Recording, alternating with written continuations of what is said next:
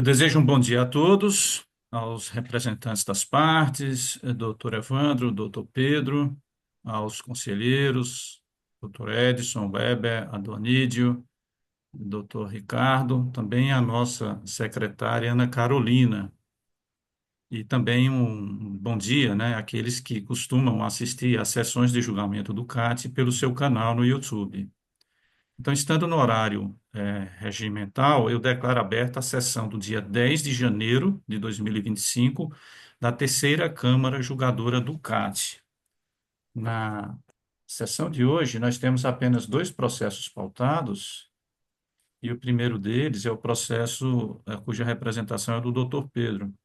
Então, eu vou anunciar o recurso voluntário número 125 de 2025, no processo de número 40, 11, 90, 22, 93, 424, que tem como sujeito passivo apenas Cervejarias Kaiser Brasil Limitada.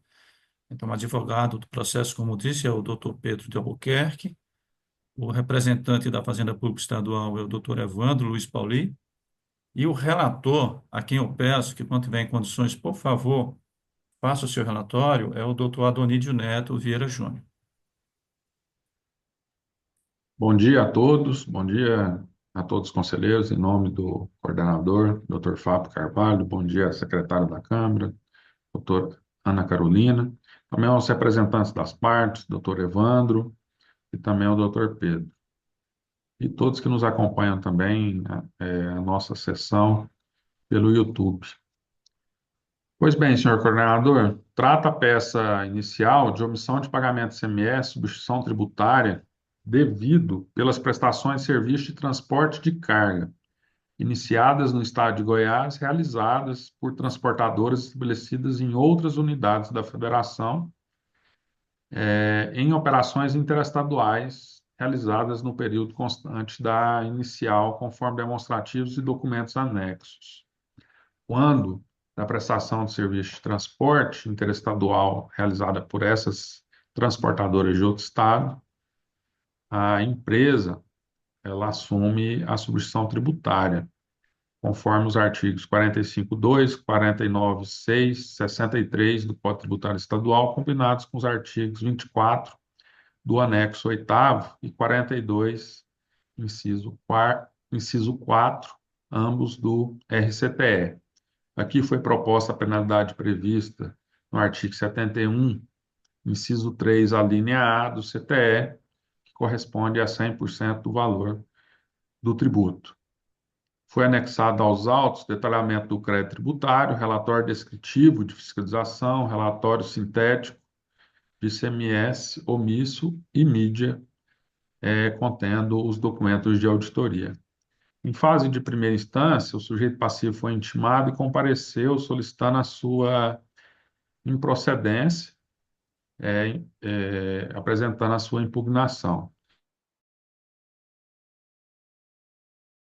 pelo pagamento, uma vez que, embora a legislação tenha atribuído nessas operações a responsabilidade pela retenção e pagamento do ICMS à impugnante, a legislação estabelece que, se, por opção, os valores não forem retidos e recolhidos pela mesma, podem ser pagos pelo prestador de serviço de transporte. Alegou que o ICMS não deixou de ser recolhido, mas apenas foi recolhido pelas transportadoras. Inaplicabilidade de retenção do ICMS pela impugnante, nos casos em que o serviço de transporte é contratado pelo adquirente destinatário das mercadorias e que, embora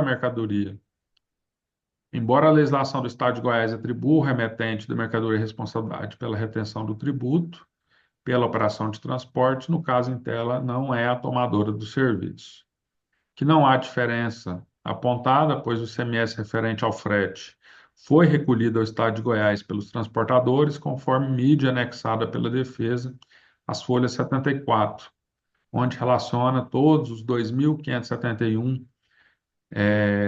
CTS com a respectiva informação. Também questiona o efeito confiscatório da multa em afronta ao princípio do não confisco, em que requereu o cancelamento, ou ao menos que fosse, né, reduzida para um percentual proporcional e razoável com a infração cometida. solicitou a conversão em diligência também para comprovação dos recolhimentos feitos pelas transportadoras. Esse processo ele foi duas vezes em diligência. A primeira vez foi determinada pelo despacho 899 em 2020, e o processo foi retornado à Delegacia Regional de Fiscalização de Origem para que fosse feito a comprovação do recolhimento pelas transportadoras aos cofres do Estado de Goiás. Foi dado cumprimento ao despacho, procedeu a análise dos documentos carreados aos autos, bem como as alegações feitas, e o retorno da diligência é que o questionamento do sujeito passivo não deve prosperar, já que a legislação pertinente à substituição tributária em tela é cristalina, inconteste em atribuir a responsabilidade pelo recolhimento do imposto ao remetente da mercadoria, sendo irrelevante quem figure na condição de tomador de serviço, conforme o artigo 24 do anexo 8º, e também o artigo 42, inciso 4, ambos do RCTE. Em relação ao argumento de extinção do crédito tributário pelo pagamento, verificou-se que o sujeito passivo apresentou a comprovação parcial de pagamento de ICMS dos conhecimentos de transporte eletrônicos. Assim, tais conhecimentos foram excluídos da auditoria e, consequentemente, os valores de ICMS destacados foram suprimidos do valor total do ICMS a pagar. Foi feito um termo aditivo de folhas 152, com a redução do ICMS nessa primeira revisão fiscal para o valor de R$ 476.274,40. O sujeito passivo foi intimado da diligência e alegou novamente que não estaria claro se na diligência a autoridade fiscal verificou as informações constantes no sistema fazendário, ou se apenas pautou os fonados com base nos comprovantes parciais apresentados por amostragem pelo impugnante.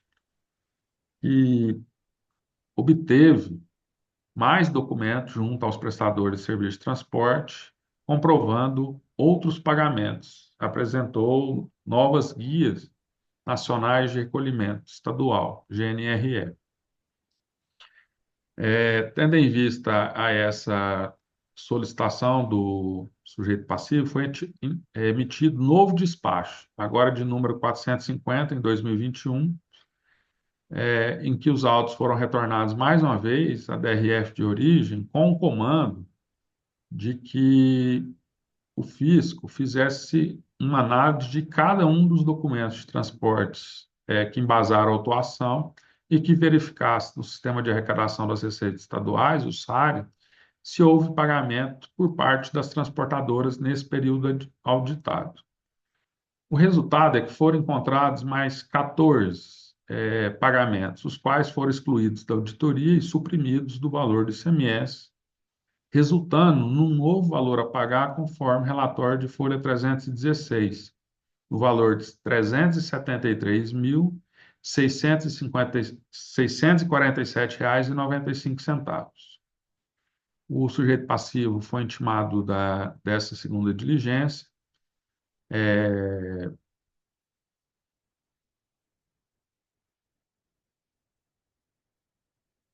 foi intimado dessa segunda diligência e compareceu aos autos reafirmando as alegações anteriores, inclusive que o auditor fiscal deveria ter consultado os sistemas internos da Secretaria de Economia e que não teria se manifestado em relação aos documentos apresentados anteriormente.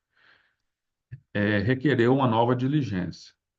Tendo em vista que o julgador singular não viu necessidade de uma nova diligência, ele emitiu a sentença número 3152, em que decidiu inicialmente pela inexistência de nulidade do feito, ressaltando que o artigo 20 da Lei 16.469 estabelece que apenas determinados vícios, como incompetência, erro de identificação sujeito passivo cerceamento do direito de defesa ou insegurança da determinação da infração, poderiam gerar nulidade. E no caso analisado, ficou demonstrado que a autoridade fiscal era competente, que o sujeito passivo foi corretamente identificado e intimado, a infração estava adequadamente comprovada.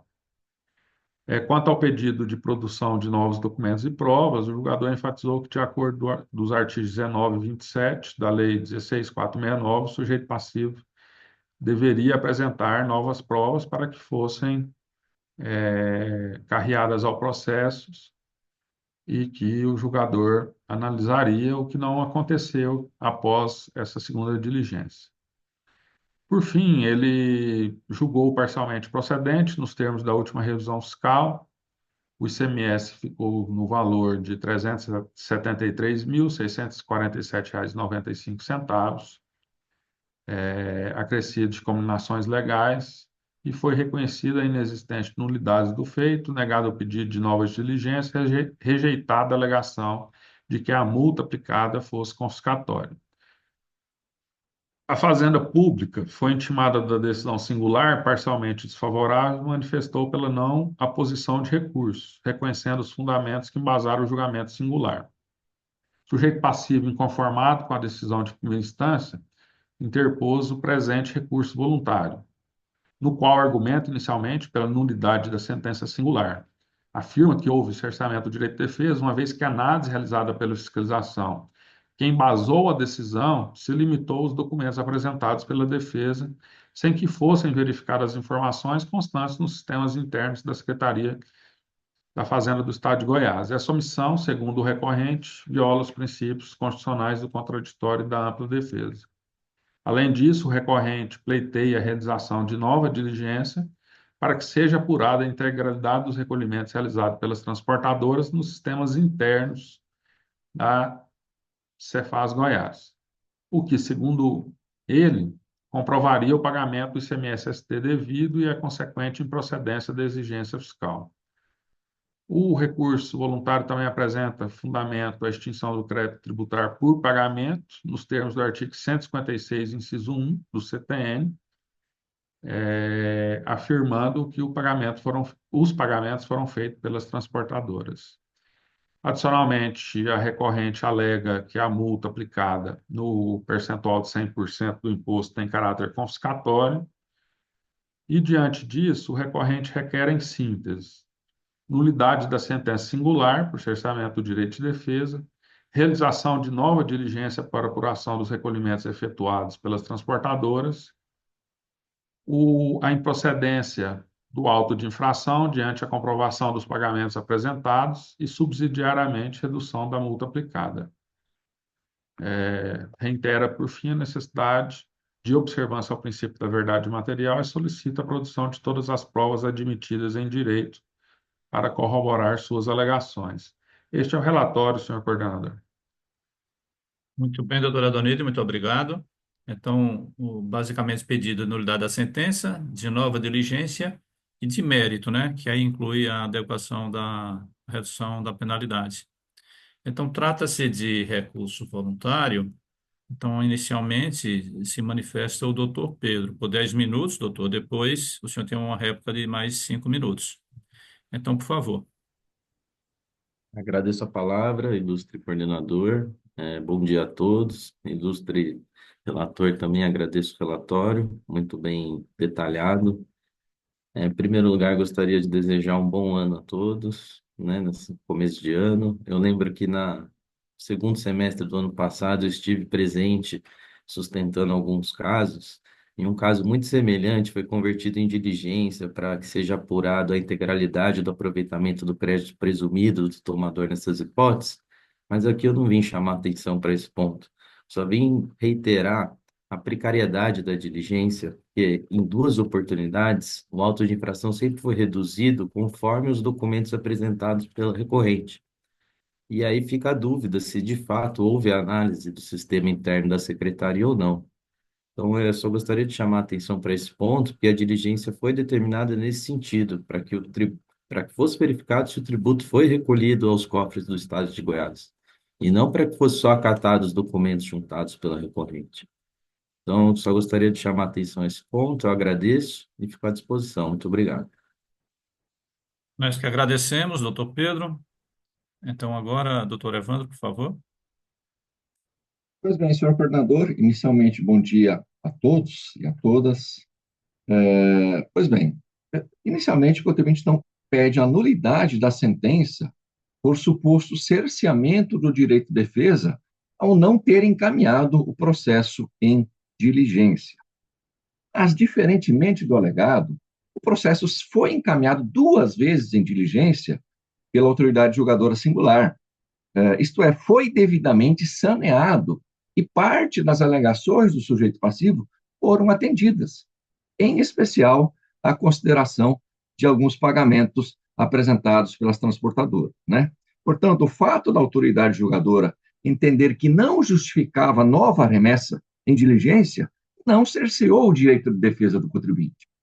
O direito de defesa está sendo exercido plenamente no processo administrativo tributário, como inclusive se encontra hoje aqui, até em sustentação oral, nessa sessão de julgamento. Então, no interior da Fazenda não há nenhum tipo de cerceamento do processo.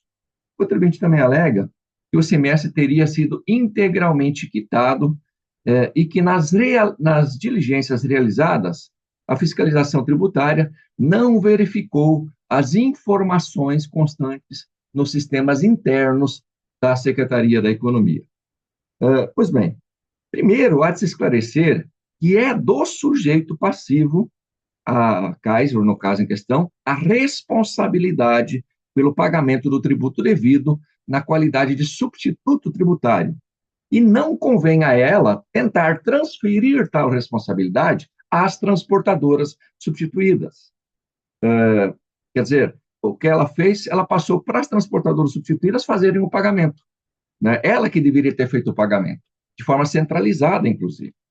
Mas se, eventualmente, o substituto fez isso, como no caso fez, isto é, exigiu o pagamento, o recolhimento do imposto das transportadoras substituídas, ela tinha que efetuar procedimento de controle para verificar a efetividade desse pagamento, para assim eximir a sua responsabilidade, né?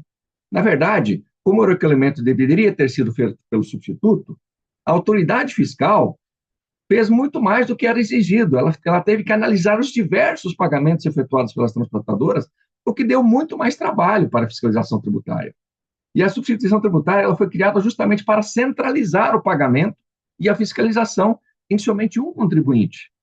E o procedimento que o contribuinte está fazendo está desvirtuando completamente o sistema da substituição tributária. É ela que deveria ter feito o pagamento, e não transferido essa responsabilidade às transportadoras substituídas. Pois bem, e diferentemente do alegado, nas 2 revisões fiscais foram analisadas informações constantes no sistema interno da Secretaria da Economia. Foram analisadas informações no sistema de arrecadação, em especial para verificar que os supostos comprovantes de pagamento que foram apresentados pelo contribuinte estariam corretos. Isto é, verificar se eles estavam vinculados às referidas prestações de serviço. Isso ficou muito bem detalhado nas manifestações em revisão fiscal constante no processo, onde a autoridade fiscal explica detalhadamente como foi efetuado esse trabalho para tentar localizar esses pagamentos que o contribuinte alegou ter feito. E, além disso, alguns dos comprovantes de pagamento apresentados pelo sujeito passivo, não foi possível vincular com nenhuma prestação de serviço, às vezes por falta de identificação da prestação ou da operação vinculada, quer dizer, há pagamentos lá onde não se referenciou, um pagamento se refere a qual prestação, ou qual operação se refere a esse pagamento. Não há. Então, como é que a fiscalização vai vincular um certo pagamento se não existe nenhuma informação de vinculação, né? Não, é impossível isso. E na tese do contribuinte, ele quer que a fiscalização localize qualquer pagamento que tiver no sistema e faça a vinculação só na base do olhômetro, só olhando ali, não, vamos vincular esse documento aqui ao pagamento. Não é assim que funciona. O contribuinte tem que apresentar um documento vinculado à prestação. E como que ele faz essa vinculação? Constando especificamente a qual prestação de serviço se refere, a qual conhecimento de transporte eletrônico se refere, ou, eventualmente, até qual operação. que se refere. E não foi isso que o contribuinte fez. Fora isso, a autoridade fiscal ainda tentou, buscando os sistemas internos, fazer essa vinculação de alguma forma. Então, esse trabalho revisional foi, inclusive, muito bem feito, né? E que ficou constatado também que vários dos pagamentos que foram apresentados pelo sujeito passivo foram feitos a outras unidades da federação, quer dizer, não se referem aos fatos geradores desse processo. E também havia outros pagamentos vinculados a outros conhecimentos de transporte, que também não eram os objetos da autuação, e também haviam documentos repetitivos na relação apresentada pelo contribuinte. Planilha detalhando todos os documentos apresentados pelo contribuinte e explicando por que eles não foram considerados. E também depois fez uma planilha com todos os 356 conhecimentos de transporte remanescentes sem pagamento. Quer dizer, o trabalho previsional foi muito bem feito, diga-se de passagem, né? Pois bem, outra alegação do sujeito passivo é que os conhecimentos de transporte, eles possuíam a informação de pagamento antecipado constante no campo observação. Ora, tal informação ela foi inserida pelo transportador que fez o pagamento, né, no documento fiscal. E, por óbvio, não significa que o imposto foi pago. Quer dizer, simplesmente constar uma observação lá abaixo, ó, imposto pago. Ora, isso não comprova que o imposto foi pago. Eu tenho que apresentar o comprovante de pagamento, né? E também teria sido muito mais producente se o sujeito passivo, ou o contribuinte, ou o transportador, quando fez essa observação de imposto pago, constasse, fez imposto pago com tal documento de arrecadação. Quer dizer, constava o número do documento de arrecadação, que aí sim você consegue localizar esse pagamento e fazer uma vinculação ao referido documento. Isso não foi feito em vários dos documentos apresentados, né?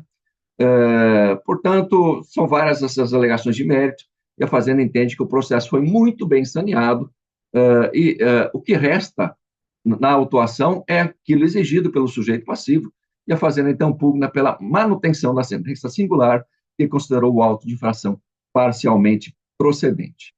Outras alegações aqui, de caráter confiscatório na multa, há de se constar que a multa aplicada já é de 100% do valor do tributo devido, quer dizer, está dentro do limite permitido pelos tribunais superiores.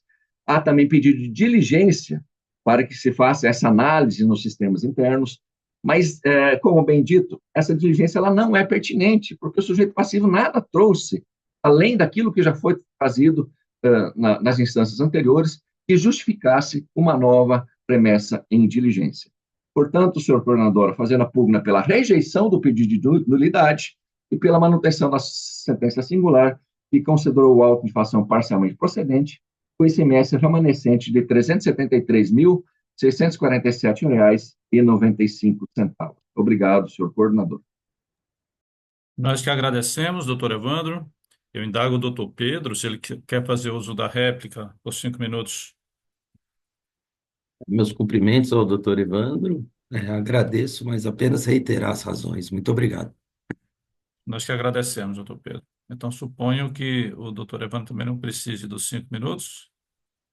Exato, sem réplica. Muito obrigado. Senhores conselheiros, conferência?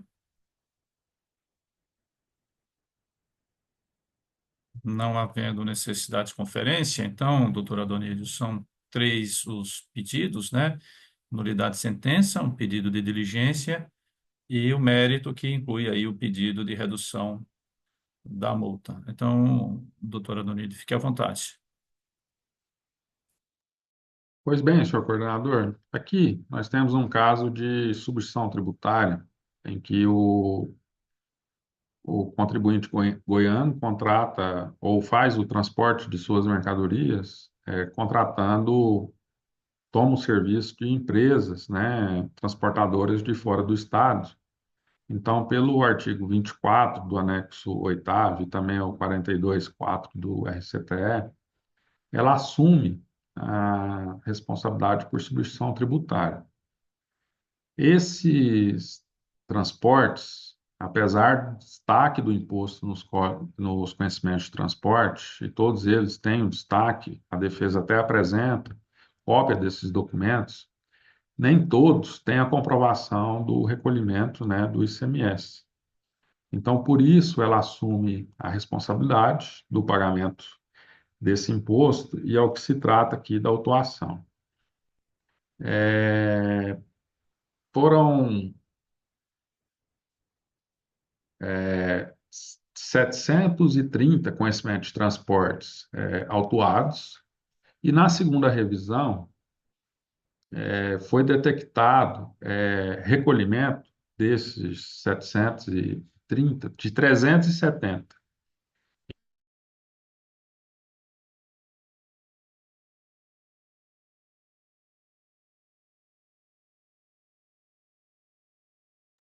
Congelou. Conhecimento de transporte por conhecimento de transporte.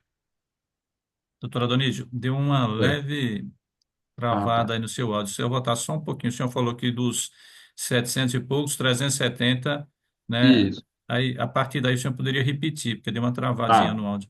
Foram autuados 730 documentos, dos quais, na segunda revisão, nessa revisão de folhas, principalmente aqui na folha 302 e nas seguintes do processo, foi feito o levantamento desses pagamentos e restaram, sem pagamento, 360 conhecimentos de transportes, dos quais mais quatro, nessa segunda revisão, foram encontrados os recolhimentos.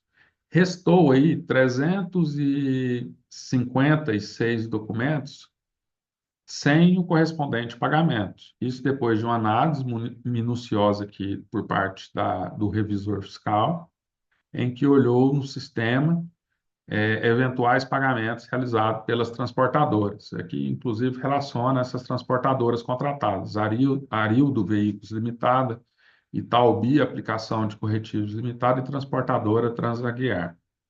No período editado, onde não foram encontrados pagamentos no sistema de arrecadação, no sistema fazendário, para esses 356 documentos. Então, como foi feita essa análise documento por documento, no meu entendimento, foi feito todo a análise solicitada pelo sujeito passivo em seu pedido de diligência, inclusive no pedido de diligência que traz agora na segunda instância. Então, por esse motivo, eu não vejo razão para determinar uma nova diligência, pois o processo está maduro para julgamento. Qualquer diligência não alteraria o valor da autuação, já que essa verificação do sistema fazendário, dos recolhimentos, já foi feita em segunda instância, conforme relatório de auditoria.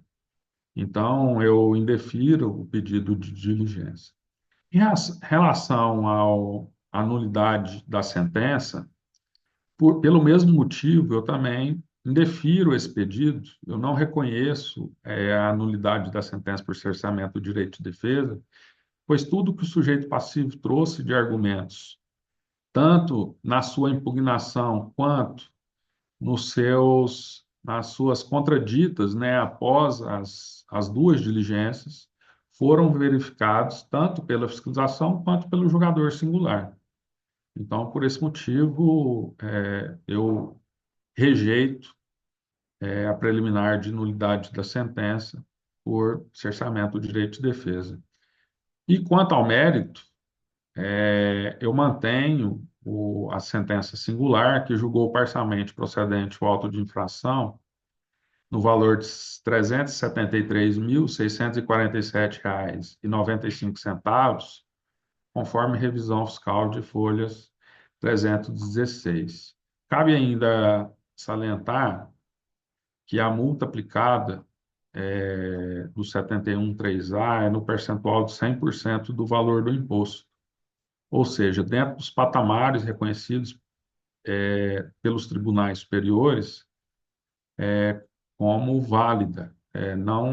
Não há decisão nos tribunais superiores transitada em julgado reconhecendo a confiscatoriedade da multa quando ela não ultrapassa o valor do imposto.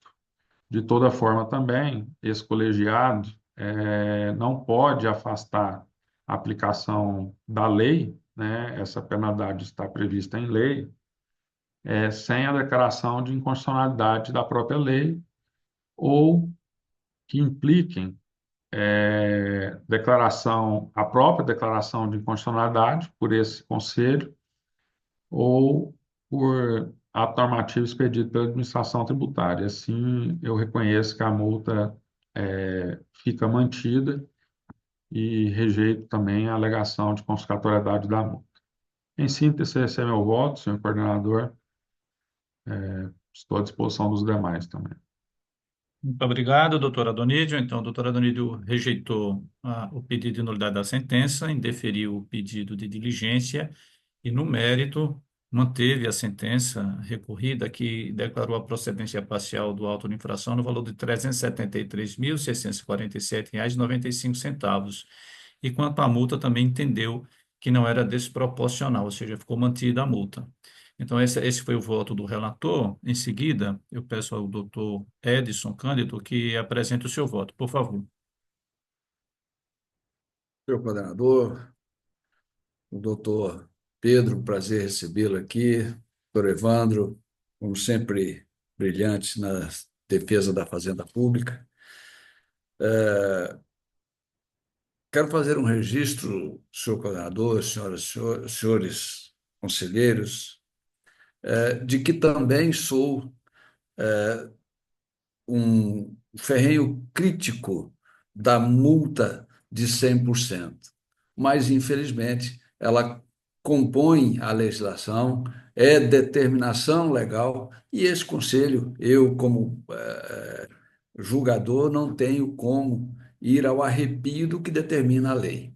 Então, apenas com essa observação, pedindo as vênias ao doutor Pedro Albuquerque, eu acompanho integralmente o voto do relator, senhor coordenador. Muito obrigado, doutor Edson. Em seguida, doutor Ricardo, por favor. Então, senhor coordenador, primeiramente, bom dia. Na sua pessoa, cumprimento a todos os presentes na sessão, estendendo aí os cumprimentos à nossa secretária, aos que nos assistem, nominalmente, doutor Pedro e doutor Evandro, representantes das partes. Parabenizo aí o doutor Adonídio pelo excelente relatório, né? Ele pormenorizou todos os fatos narrados no processo. De fato, é um processo simples, porque a atribuição da responsabilidade ela é clara na legislação em relação ao remetente, nesses casos, né? São empresas de fora do Estado, não tem cadastro aqui no Estado. E ainda que tivessem, nós temos outras normas que atribuem a responsabilidade pelo ICMS sobre transporte nas operações em que contratar, né, ao remetente. E aí, de fato, eu cheguei a dar uma pesquisada no sistema, porque, assim, é uma consulta, de certa forma, a nível de sistema, fácil de se fazer. A gente pega aí esses números de conhecimento aí, vai num banco de dados de GNRE que a gente tem no BO, os pagamentos dos contribuintes ou não contribuintes, né, com base no CNPJ informado. E aí, de fato, eu peguei ali aleatoriamente alguns números e não tem pagamentos no sistema. E aí, analisando os relatórios diligenciais, o auditor responsável pela última diligência, ele falou claramente que pesquisou e tal, e que todos os valores remanescentes, de fato, não estão pagos, né? Eu verifiquei no sistema que esse Arildo, no mês 10 de 2017, teve um recolhimento de R$ 535,50. Então, não há reparos no voto do doutor Adonídio, voto na íntegra pela manutenção da sentença nos termos em que foi R$ 373.000, alguma coisa assim. Com o relator, senhor coordenador. Muito obrigado, doutor Ricardo. Por fim, doutor Weber, por favor. Bom dia, senhor coordenador, na pessoa de quem cumprimenta aí os demais conselheiros, representante fazendário doutor Evandro, doutor Pedro Albuquerque, secretária Ana Carolina, aos demais que nos assistem pelo YouTube. Senhor coordenador, mediante aí ao brilhante voto do conselheiro Adonídio, o relator, eu vou acompanhar integralmente os exatos termos do voto relator. Muito bem, muito obrigado, doutor Weber. Então, podemos anunciar o resultado para o julgamento deste processo. Então, a primeira Câmara Julgadora do CAT, no julgamento do recurso voluntário desculpe, terceira Câmara Julgadora, né, no recurso voluntário número 125 de 2025, decidiu, em todos os quesitos, por unanimidade de votos, rejeitar o pedido de nulidade da sentença, indeferir o pedido de diligência e, no mérito, confirmar a sentença recorrida, que declarou a parcial procedência do lançamento no valor de R$ 373.647,95, e quanto à multa, manteve a multa inalterada, por entender que não era desproporcional. Então, este é o resultado para o julgamento deste processo. Agradeço a presença do doutor Pedro, né? Acho que o doutor Evandro permanece conosco no outro processo, né? Doutor Pedro, foi um prazer tê-lo conosco, um bom final de semana e também um feliz 2025 para o senhor. Obrigado, eu que agradeço. É sempre bom ouvir todas as intervenções que acontecem nesse conselho. Muito obrigado mesmo. Nós que Bom fim de agradecemos. Até sessão a mais, doutor todos. Pedro. Então, vamos agora para o segundo item da pauta, né? Um instantinho só. Uma impugnação em segunda instância, de número 126 de 2025, no processo de número 40, 11, 70, 30, 47, 210. Não tem advogado registrado nesse processo. O representante da Fazenda Pública Estadual continua o doutor Evandro Luiz Pauli. E o relator agora é o doutor Weber Braz Silva, a quem eu peço que, quando tiver em condições, por favor, profira o seu relatório. Pois não, senhor coordenador. O presente processo, ele trata de um auto de infração lavrado contra um produtor rural que emitiu guias de GTAs, e não emitiu as respectivas notas fiscais.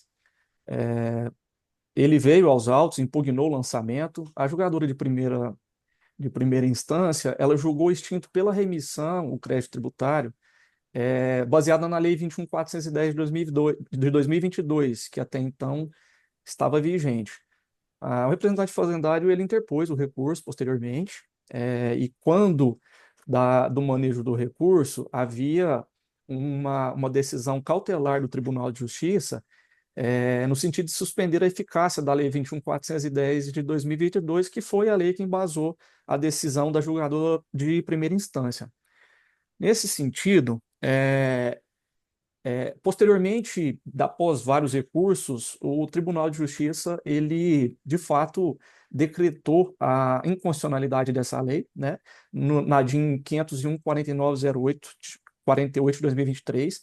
Então, ele decretou, de fato, a inconstitucionalidade dessa legislação, e o fato é que, para apreciação desse recurso, nós precisamos, seria muito importante aí para garantir o princípio do contraditório e da ampla defesa, que o sujeito passivo se manifestasse em relação a essa mudança do entendimento e da decisão. Então, observando os autos, o sujeito passivo ele foi intimado via edital.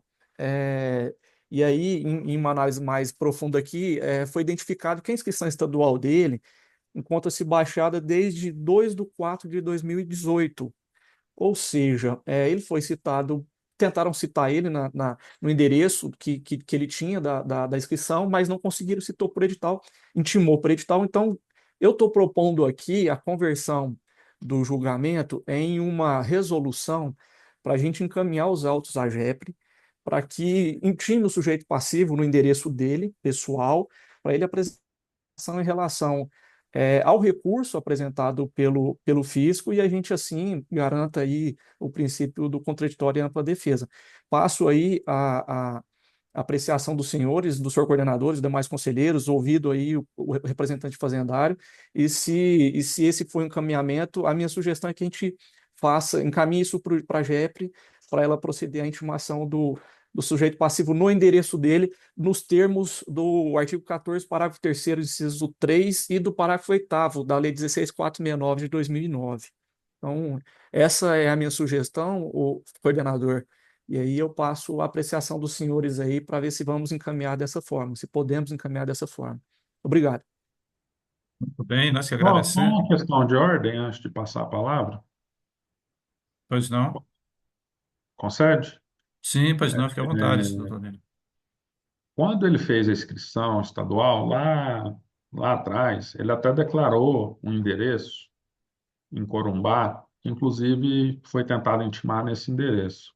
Só que no sistema fazendário, que é o endereço que provém da Receita Federal, da Declaração de Imposto de Renda, consta o endereço de Anápolis, na Rua 19, quadra 11, lote 8, Conjunto Mirage, Anápolis, Goiás, que é o endereço residencial atual, né, declarado pelo sujeito passivo, no momento aí dessa intimação. Então, é só fazendo esse acréscimo, inclusive eu conversei com o conselheiro Weber antes da sessão, e ele identificou esse mesmo endereço e que a intimação do sujeito passivo seja feito no endereço de Corumbá, mas também nesse endereço de Anápolis, que é o de origem da Receita Federal.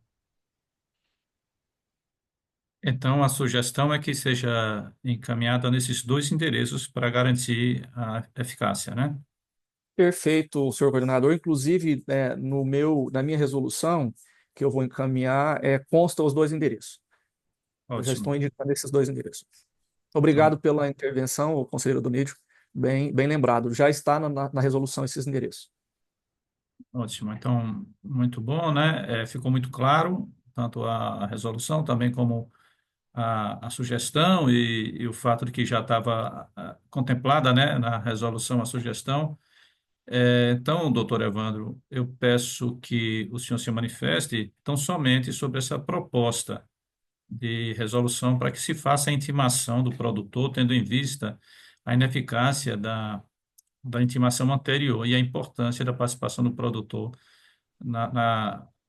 para contrariar o recurso. Então, o senhor tem 10 minutos. Pois bem, só uma dúvida: quais seriam os dois endereços que seriam encaminhados? O endereço atual dele, que consta no sistema da Secretaria da Economia, é Rua 19, quadra 11, lote 3, Conjunto Mirage, em Anápolis, Goiás. E o outro endereço é o endereço de Corumbá, deixa eu, endereço de Corumbá, situado, deixa eu só voltar aqui. Doutor Weber, eu vou te passar o endereço certinho, que o nome da rua muda, é Rua do Funil, quadra 15, lote 21, bairro Alto da Boa Vista, Corumbá, Goiás. Esse segundo endereço. É o segundo endereço, tá bom. Porque o endereço que eu tenho, o outro endereço que eu tenho dele, então, esse está desatualizado, da Rua João Batista Bandeira, Isso. número 171, que é esse, inclusive, o endereço que consta na base como endereço residencial dele. Perfeito. Então, por gentileza, o conselheiro Adonide, se puder me passar esse endereço atualizado de Corumbá, eu já insiro na resolução. Pois bem, complementando então a minha manifestação, analisando aqui a intimação para apresentar a contradita, que consta nas folhas 39, o senhor Wilson ele foi intimado não no endereço da propriedade rural, não. Foi na cidade, na rua 25 de Março, centro Corumbá de Goiás. Possivelmente já no seu endereço residencial. Ocorre que, quando foi feita essa intimação, que foi em abril de 2023, aqui eu não tenho certeza se era esse endereço residencial mesmo ou não, da onde foi buscado essa informação para fazer essa intimação nesse endereço. De fato, hoje, consultando os sistemas fazendários, nesse endereço da Receita Federal consta o endereço residencial dele em Anápolis, e consultando o sistema cadastral da Secretaria da Economia, consta outro endereço em Corumbá de Goiás, e no caso aí é a Rua Funil, sem número, Alto da Boa Vista, também em Corumbá de Goiás.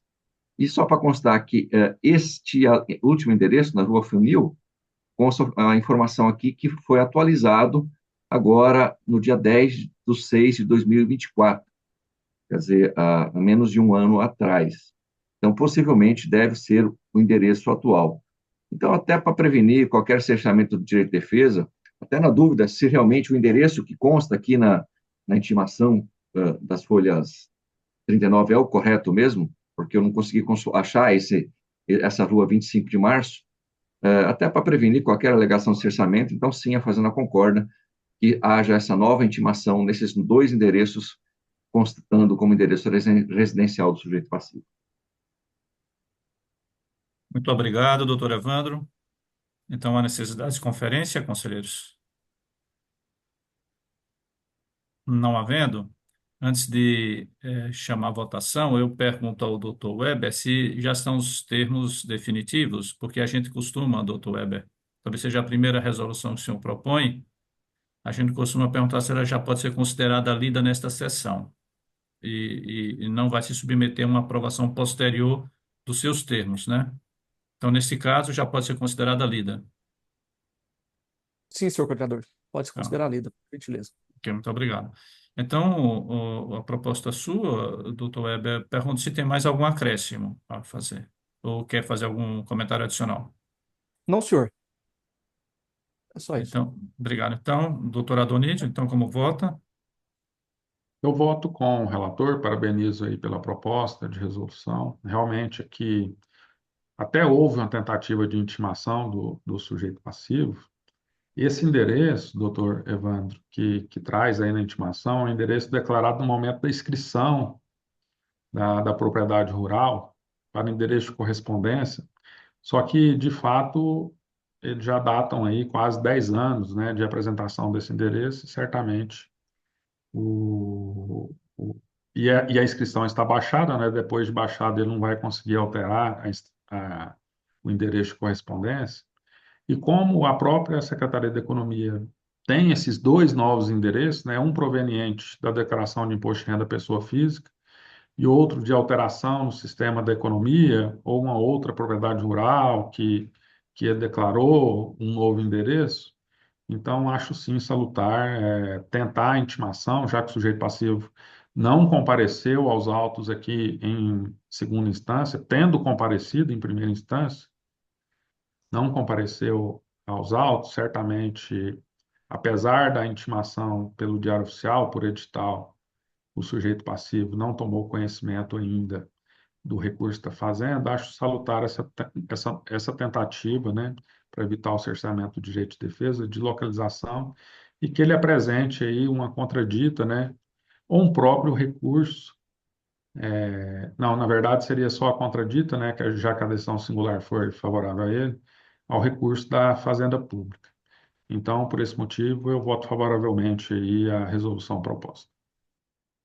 Muito obrigado, doutor Adonídio. Então, por enquanto, os três concordaram. Eu já indago assim de forma mais célere, né, se o doutor Edson e o doutor Ricardo estão também de acordo com a resolução. De acordo, senhor De coordenador. acordo. Querem fazer algum comentário? Nossa parte. Ok, então podemos anunciar o resultado para o julgamento desse processo. Então, a primeira Câmara Julgadora do CAT, no julgamento da impugnação em segunda instância de número 126 de 2025, decidiu, por unanimidade de votos, acolher a proposta de resolução formulada pelo conselheiro relator, o Dr. Weber, para que o órgão preparador, ou seja, encaminhar o processo ao órgão preparador, para que seja repetida, né, nos endereços apontados na resolução, nova intimação para o sujeito passivo contraditar o recurso da Fazenda Pública. Então, Questão de ordem, senhor coordenador. pois É, não, um equívoco do senhor, acho que o senhor leu primeira Câmara de Julgamento. é o hábito. A terceira Câmara, obrigado. A terceira Câmara Julgadora do CAT. Então, esse é o resultado para o julgamento desse processo. Aí agora também não temos mais outro processo. Agradeço a presença do doutor Evandro, né? Desejo um bom final de semana, doutor. Obrigado, igualmente a todos. Até mais. Tá, doutor. Até mais, doutor. Bom fim de semana. Então, convoco-os a todos para uma nova sessão de julgamento na segunda-feira, às 8h30 da manhã, e declaro encerrada a presente sessão, desejando um bom final de semana, né, e um resto de dia a todos os senhores.